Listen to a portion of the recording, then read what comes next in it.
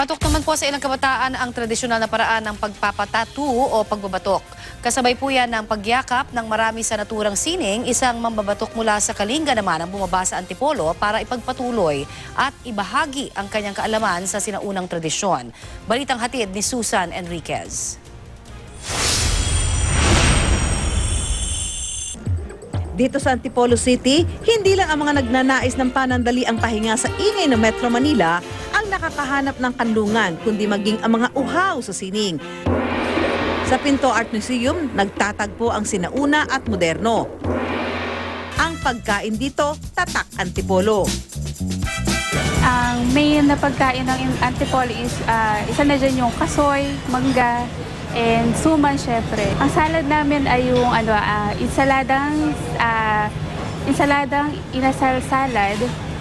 Meron siyang marinated chicken, inasal flavor, and then meron siyang mixed greens.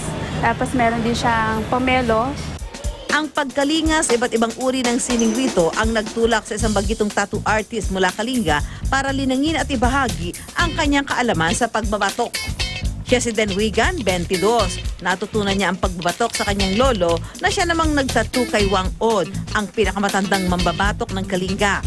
Masaya kasi sinishare ko yung tradisyon namin sa kanila. Gusto kong pagpatuloy yung tradisyon namin. Di tulad ng modernong pagtatattoo, higit na masakit ang batok dahil paulit-ulit na pinupukpok ng tinik ng suha ang balat. Uling naman ang nagsisilbing tinta. Kailangan namang subaybayan ang paghilom ng sugat. Mas madali kasing ma-infeksyon ito kumpara sa makabagong paraan ng pagtatattoo.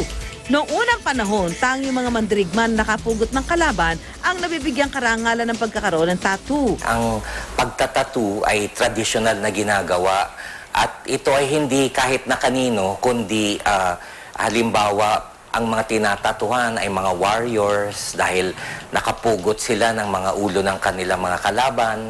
Ang college student na si Kristen napaakyat pa raw sa kabundukan ng Kalinga dahil sa kanyang hugot sa buhay.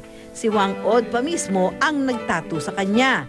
To have a mark of things that I have conquered, siguro fears that I've conquered. And back then when I had the tattoo, I was going through a really tough time in my life. And yun nga, I wanted to have a mark or to have a remembrance of that tough period that I had before. Pero kung malalim ang hugot ni Kristen, simpleng katuwaan lang naman ang nagtulak kay Jake na gawing canvas ang kanyang balat. Ang una niyang tattoo, likha ng isa sa mga sumusunod sa yapak ni Wang Od. Since nga mahilig nga ako sa mga traditional na kultura, fascinated din kasi ako sa traditional na kultura ng Pilipinas. So, nakapag-decide rin ako na patato nga rin ako. Higit sa palamuti ang mga markang iniwan ng mga mambabato. Tangan nito ang mga kwento ng pakikipagbuno ng mga katutubo sa kanilang mga kalaban, mga pagsubok na naririyan pa rin. Nagbago man ang anyo. Susan Enriquez, GMA News.